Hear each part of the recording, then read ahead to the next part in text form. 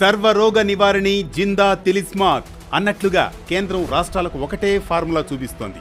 ఒకటి కాదు, రెండు కాదు, ఇక నుంచి రాష్ట్రాలకు వచ్చే ఏ ప్రాజెక్టులోనైనా పబ్లిక్ ప్రైవేట్ పార్ట్నర్షిప్ తప్పనిసరి అవుతుందా అంటే అవుననే చెబుతున్నారు ఆర్థిక రంగ నిపుణులు. ఎందుకంటే కేంద్రం మోడల్ ని అమలు చేయాలన్నట్లుగా రాష్ట్రాల మెడపై కత్తి పెడుతోంది. అన్ని రాష్ట్రాలపై దీన్ని బలవంతంగా రుద్దేందుకు ప్రయత్నిస్తోంది. ఈ ఫార్ములా పాటించకుంటే నిధులు, డెవలప్మెంట్ ఉండదనే విధంగా హెచ్చరికలు కూడా జారీ చేస్తోంది. కేంద్రం పెడుతున్న ఈ ఆంక్షలతో రాష్ట్రాలు పీపీపీ పద్ధతికి ఓకే చెప్పక తప్పడం లేదు. అసలు పీపీపీ పద్ధతితో ఎవరిపై భారం పడుతుంది? దీంతో ఎవరికి ఏమి లాభం? రాష్ట్రాలకు అభివృద్ధి పనులు, నిధులు కావాలంటే మేం చెప్పిన విధంగా పీపీపీ పద్ధతికి ఓకే చెప్పాలంటూ కేంద్రం ఇటీవల హుకుం జారీ చేసినట్లు తెలుస్తోంది. ఇతర రాష్ట్రాల మాదిరిగానే తన ఆర్థిక అవసరాల రీత్యా తెలంగాణ ప్రభుత్వం సైతం వాటికి తలూపక తప్పనిసరి పరిస్థితి నెలకొంది.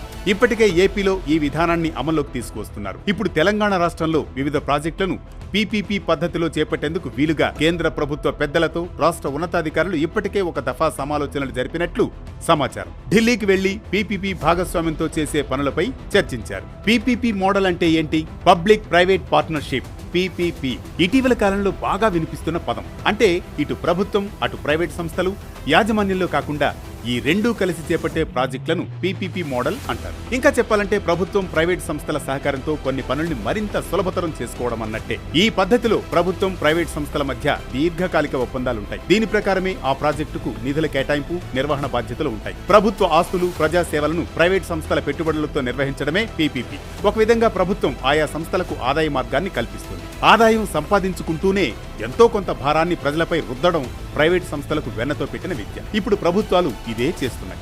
ఏపీలో రచ్చకెక్కిన వివాదం. ఇటీవల ఏపీలో పీపీపీ విధానంలో ప్రభుత్వ వైద్య కాలేజీలను ఏర్పాటు చేసేందుకు కేబినెట్ ఆమోదం తెలిపింది. దీన్ని మాజీ సీఎం జగన్ తీవ్రంగా వ్యతిరేకిస్తున్నారు. ఈ మోడల్ తో ప్రజలకు 17 మెడికల్ కాలేజీలు అందుబాటులోకి వస్తాయని, ప్రభుత్వ ఆస్తులను ప్రైవేట్ వ్యక్తులకు ఇవ్వడం కాదు, కేవలం అభివృద్ధి చేసిన తర్వాత కొంతకాలం వాడుకునే వెసులుబాటు కల్పించడమని చంద్రబాబు చెబుతున్నారు. కానీ వైద్య కళాశాలల వ్యవహారంపై ప్రతిపక్ష వైఎస్ఆర్ కాంగ్రెస్ భగ్గుమంటోంది. ప్రైవేట్ సంస్థలను ఇందులో భాగస్వామ్యం చేయడంతో పేద ప్రజలకు ఉచిత వైద్యం దూరం అవుతుందనేది జగన్ పార్టీ వాదన. వికసిత భారత్ ఏ 2047 ప్రపంచ బ్యాంక్ మార్గనిర్దేశంలో నీతి ఆయోగ్ సిఫారసుల మేరకు వివిధ రాష్ట్రాల్లోని పలు అభివృద్ధి కార్యక్రమాలను పీపీపీ పద్ధతిలో చేపట్టాలంటూ కేంద్రం ఇటీవల ఆదేశాలు జారీ చేసినట్లు తెలుస్తోంది. బీజేపీ పాలనలో ఉత్తరప్రదేశ్, ఒరిస్సాలో వైద్య రంగంలో ఇప్పటికే ప్రయోగాత్మకంగా అమలు చేస్తున్న కార్యక్రమాలను మోడీ సర్కార్ ఇందుకు ఉదాహరణగా చూపెడుతోంది. ఆసుపత్రుల్లో సీజీహెచ్ఎస్ అమలు, పడకల సంఖ్య పెంపు, వైద్య కళాశాలల్లో విద్యార్థుల నుంచి వసూలు చేసే ఫీజులు తదితర అంశాలకు సంబంధించి చేపట్టిన సంస్కరణల్ని వివరించింది. ఆ రాష్ట్రాల తరహాలోనే మిగతా రాష్ట్రాల్లోనూ తమ మార్గదర్శకాలను అమలు చేస్తే ప్రభుత్వాలు బాండ్ల రూపంలో తెచ్చుకునే రుణాల్లో 50% వీటికి వాడుకునే అవకాశం కల్పిస్తామని పేర్కొంది. బ్యాంకుల నుంచి తెచ్చుకునే అప్పులపై మరింత వెసులుబాటును కల్పిస్తామంటూ హామీ ఇచ్చింది. ఇలాంటి మరెన్నో సంస్కరణలన్నింటినీ కలిపి వికసిత్ భారత్ ఏ 2047 అని పేరు పెట్టింది. తెలంగాణ అడుగులు అటువైపే.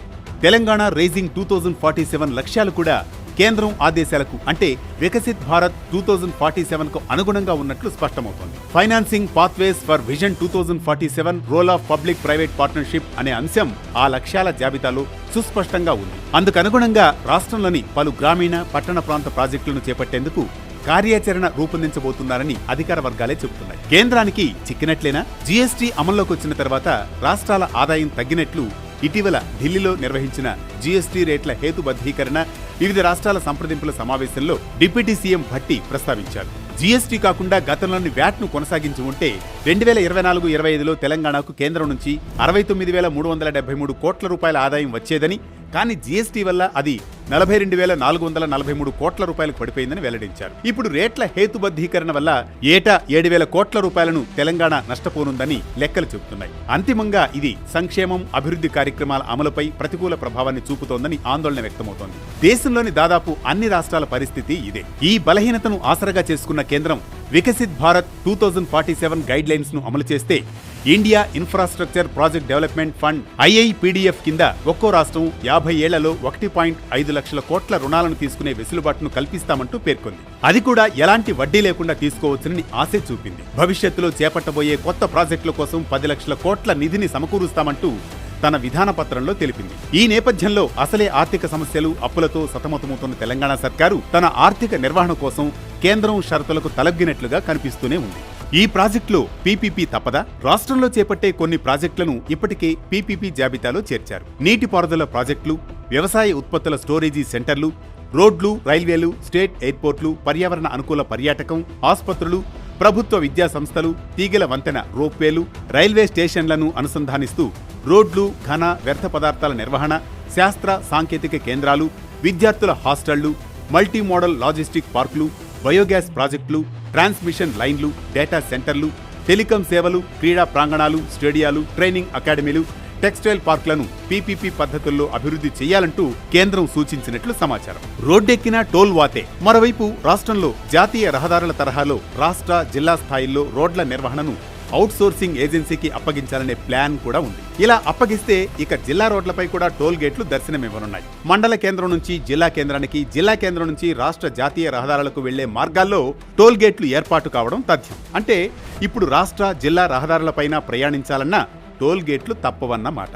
ముందున్నది ముప్పే. ప్రస్తుతం రాష్ట్రంలో నిధుల కష్టాలు కొనసాగుతున్నాయి. నెలవారీ ఖర్చులకు కూడా అప్పు కోసం ఎదురుచూపులు తప్పడం లేదు. ఈ నెలలో 4,000 కోట్ల రూపాయల కోసం ప్రభుత్వం ఆర్బీఐకి ఇండెంట్ పెట్టింది. రాష్ట్రానికి వచ్చే ఆదాయానికి పోయే రూపాయికి పొంతన లేకపోవడంతో ఖజానాలో రూపాయి నిలవడం లేదు. దీంతో సాధారణ ఖర్చులు, చెల్లింపులు, జీత భత్యాలకే గగనమైపోతోందని ఆర్థిక శాఖ అధికారుల నివేదిక. ఇలాంటి పరిస్థితుల్లో తమ అవసరాల రీత్యా కేంద్రం షరతులకు తలొగ్గి రాష్ట్ర ప్రభుత్వం వాటిని అమలు చేస్తే అది తెలంగాణకు మరింత ప్రమాదకరమని ఆర్థిక నిపుణులు హెచ్చరిస్తున్నారు. సెస్లు, యూజర్ ఛార్జీల రూపంలో ఇప్పటికే జనంపై ఇబ్బడి ముబ్బడిగా భారాలు పడుతున్నాయి. రాష్ట్రంలో నిధుల కోసం వికసిత్ భారత్ లక్ష్యాలను తెలంగాణలో అమలు చేయాలనుకుంటే అది అంతిమంగా రాష్ట్రం మెడపై వేలాడే మరో కత్తే కానుందని ఆర్థిక నిపుణుల వేదన. అందుకే పీపీపీ విధానాన్ని కేంద్రం వ్యూహాత్మకంగా రాష్ట్రాలపై పెడుతోంది. రాష్ట్రాల్లో నెలకొన్న ఆర్థిక పరిస్థితులు కేంద్రం నిధుల ప్లాన్కు తలొగ్గక తప్పడం లేదు.